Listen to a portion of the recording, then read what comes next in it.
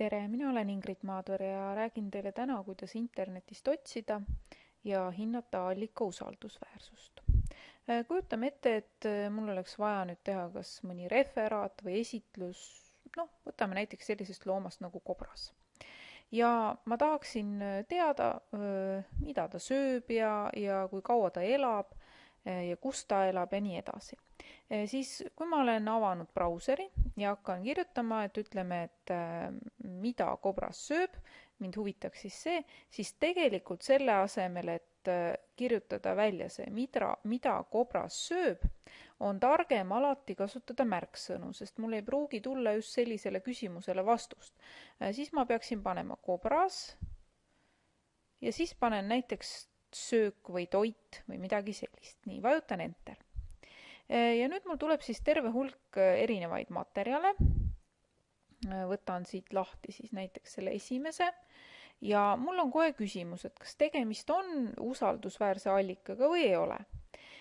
Ja selleks, et nüüd aru saada, kas üks allikas on usaldusväärne, peaksin ma vaatama, kes on selle allika autor, siis et kas see autor on, et keegi selline, keda võiks usaldada, siis millal see materjal on loodud, et ütleme, kui mind huvitab kopratoit, siis see nii oluline ei ole, aga on ka asju, mis vananevad, siis kas on viidatud allikatele, siis mida on kasutatud ja kas teised allikad ütlevad sama, et ma põhimõtteliselt ikkagi võiks kahest kohast kontrollida.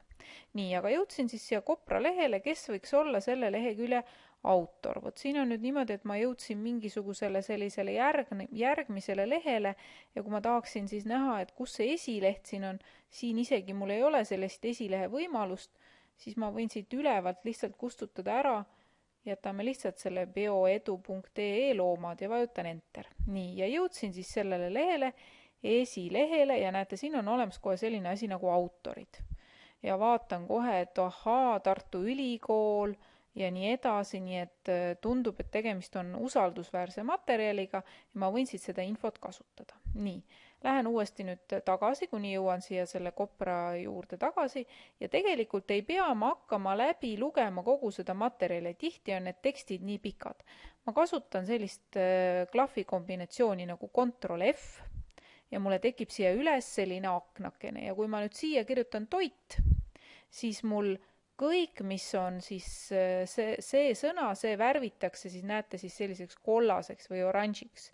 Et mul on 3 korda siin mainitud toit ja näete, ma juba leidsin toit, talvel toitub peamiselt enda langetatud paju, haava ja kase, harvemini lepakoorest ja noortest okstest, nii et ma saan siit siis väga kergelt otsida.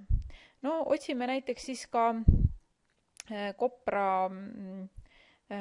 Kopra eluea kohta, et jällegi ma võin ju küsida, kui kaua kobras elab, aga targem oleks esitada see küsimus nii, et ma panen jälle kobras ja eluiga. Ja vaadake, ma tegelikult nüüd ei kirjutanud siia otsi lahtrisse seda, vaid kirjutasin aadressireale ja kui te kasutate erinevaid brausereid, siis tegelikult ka aadressiread oskavad otsida, nii et nüüd kui ma vajutan Enter, tuleb mul jälle siis hästi palju erinevaid materjale. Üks oli siis, siin näen juba see bioedu, mis oli täiesti usaldusväärne, aga siin näiteks tuleb ka veel Kobras loodusõpetuse oma. Vaatame seda, et kes selle autor võiks siin olla. Näen, et see on mingi loodusõppe MTÜ, on selle loonud aastal 2007, päris vana, aga vaevalt, et tänapäeval koprad vähem või kauem elavad. Ja siin on ka autori nimi olemas, ma arvan, et ma seda allikat võiksin ka täiesti usaldada. Panen jälle Ctrl F ja eluiga. Nii. Ja näete, ma ei pea seda pikka teksti läbi lugema, vaid ma leian kohe siit. Kopra eluiga võib küündida kuni 17. eluaastani. Ja et kontrollida, siin on kuni 17, siis vaatame, mida ütleb näiteks see lehekülg.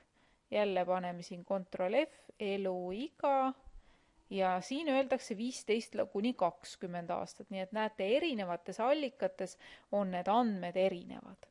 Aga sellisel viisil, kui te siis jätate meelde, et alati vaadake, kas te näete, kes on autor, millal on materjal loodud, kas on ka allikatele viidatud, mida on kasutatud ja kas teised allikad ütlevad sama, siis see teid aitab ja kasutatud allikate puhul on siis selline koht, et näete, siin on ilusti kasutatud allikad loetletud ja alati kontrollige fakte ja Ctrl F võimaldab teil siis väga mugavalt suure hulga teksti hulgast leida üles see õige sõna.